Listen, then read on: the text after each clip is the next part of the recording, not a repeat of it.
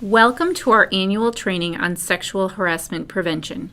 In recent years, the topic of sexual harassment in the workplace has been brought into the national spotlight, bringing with it renewed awareness about the seriousness and unacceptable nature of these actions and the severe consequences that follow. The term sexual harassment may mean different things to different people, depending on your life experience. Just because you think certain conduct is acceptable or was acceptable in the past does not mean it is currently acceptable to the people you work with. The purpose of this training is to set forth a common understanding about what is and what is not acceptable in our workplace. New York State has long been committed to ensuring that all individuals have an equal opportunity to enjoy a fair, safe, and productive work environment. Preventing sexual harassment is critical to our continued success, and it will not be tolerated. This training will help you better understand what is considered sexual harassment.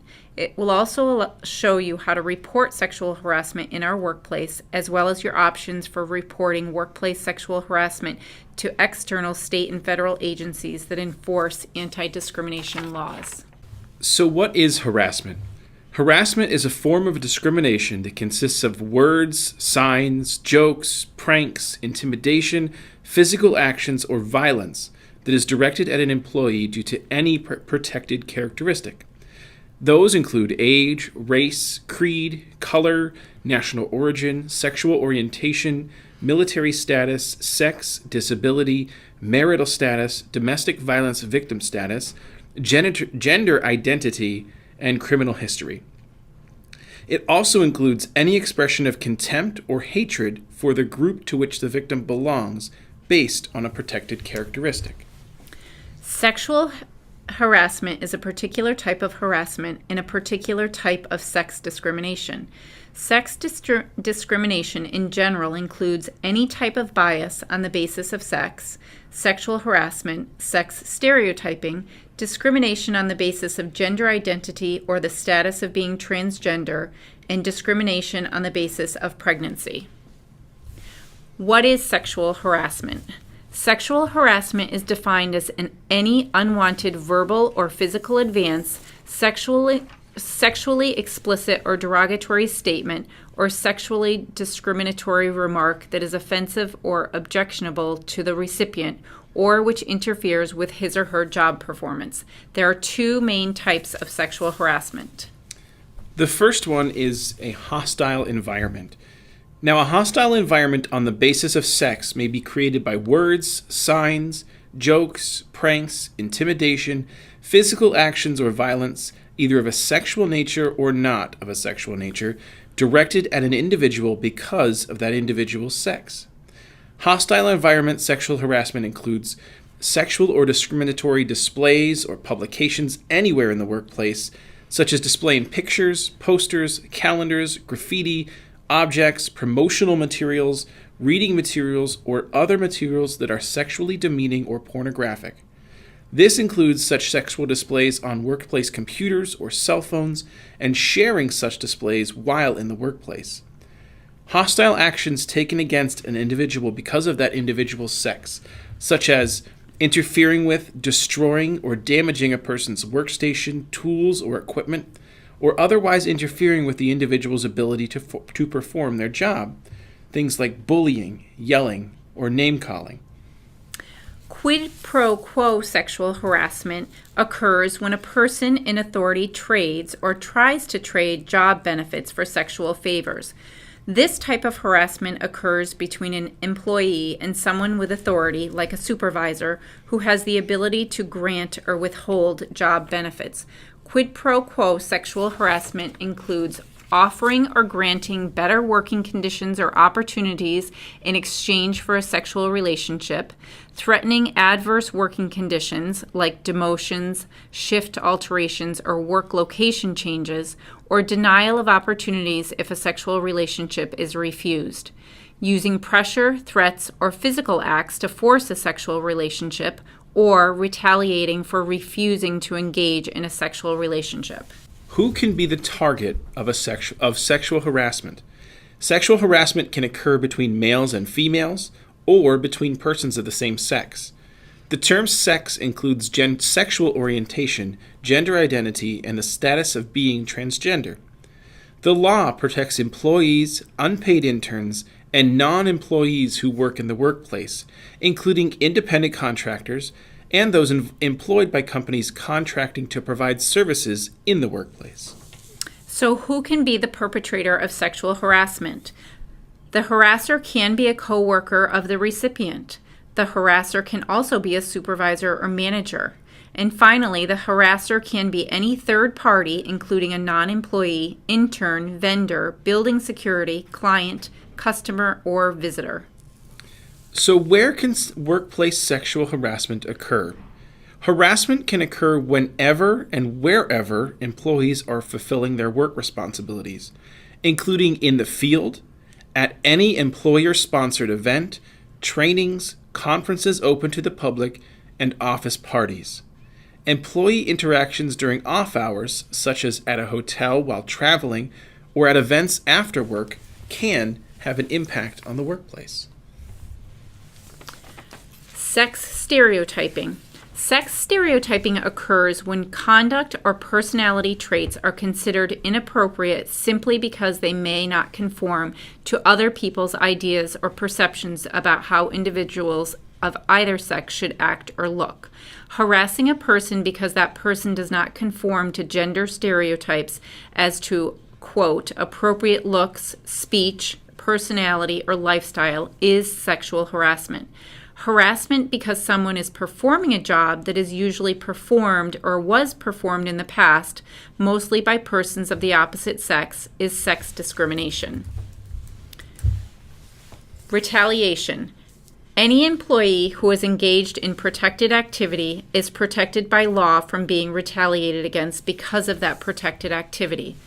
Protected activities with regard to harassment include making a complaint to a supervisor, manager, or another person designated by your employer to receive complaints about harassment, making a report of suspected harassment even if you are not the recipient, opposing discrimination, assisting another employee who is complaining of harassment, or providing information during a workplace investigation of harassment or testifying in connection with a complaint of harassment filed with a government agency or in court.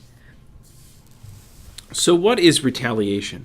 Retaliation is any action taken to alter an employee's terms and conditions of employment, such as a demotion or sudden work schedule or location change, because that individual engaged in any of the above protected activities.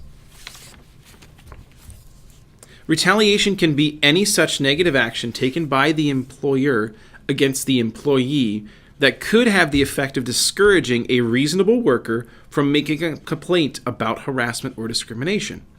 The negative action need not be job-related or occur in the workplace, and may occur after the end of employment, such as an unwarranted negative reference. Now, what is not retaliation? A negative employment action is not retaliatory merely because it occurs after the employee engages in protected activity. Employees continue to be subject to all job requirements and disciplinary rules after having engaged in such activity. In order to establish a claim of retaliation, an individual must be able to show that the adverse action was motivated by the protected activity. What is the supervisor's responsibility? Supervisors and managers are held to a high standard of behavior. This is because they are required to report any harassment that is reported to them or which they observe. They are also responsible for any harassment or discrimination that they should have known of with reasonable care and attention to the workplace for which they are responsible. Mandatory reporting.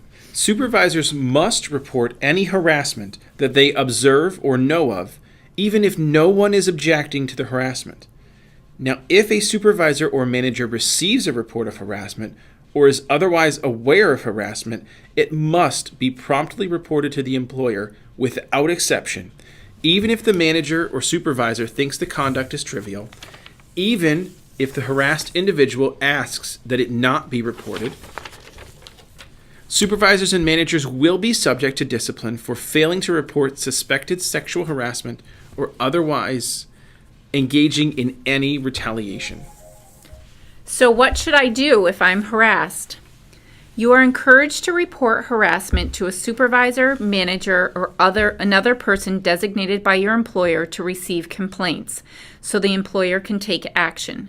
Behavior does not need to be a violation of law in order to be in violation of the policy. We will provide you with a complaint form to report harassment and file complaints, and you are encouraged to complete the complaint form and submit. Once you submit this form or otherwise report a complaint, our organization must follow its sexual harassment prevention policy and investigate any claims. If you report harassment to a manager or supervisor and receive an inappropriate response, such as being told to, quote, just ignore it, you may take your complaint to the next level as outlined in our policy. So what should I do if I witness sexual harassment? Anyone who witnesses or becomes aware of potential instances of sexual harassment should report it to a supervisor, manager, or designee. The investigation and corrective action will then follow. Anyone who engages in sexual harassment or retaliation will be subject to remedial and/or disciplinary action up to and including termination. All employers must investigate all reports of harassment, whether information was reported in verbal or written form. An investigation of any complaint will be completed within a reasonable time frame. The investigation will also be confidential to the extent possible, and any employee may be required to cooperate as needed in an investigation of suspected sexual harassment. So the investigation process follows like this. Our organization also has a duty to take appropriate steps to ensure that harassment will not occur in the future. Here is how we will investigate claims. We will conduct an immediate review of the allegations and take any interim actions as appropriate. Relevant documents, emails, or phone records will be requested, preserved, and obtained. Interviews will be conducted with parties involved and witnesses.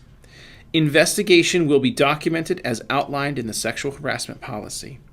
And the individual who complained and the individuals accused of sexual harassment will be notified of final determination and that appropriate administrative action has been taken.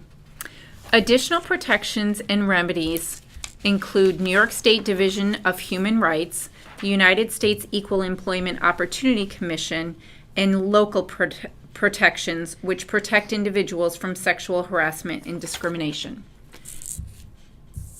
In summary, after this training, all employees should understand how to recognize harassment as inappropriate workplace behavior, the nature of sexual harassment, that harassment because of any protected characteristic is prohibited, the reasons why workplace harassment is employment discrimination, that harassment should be reported, and that supervisors and managers have a special responsibility to report harassment.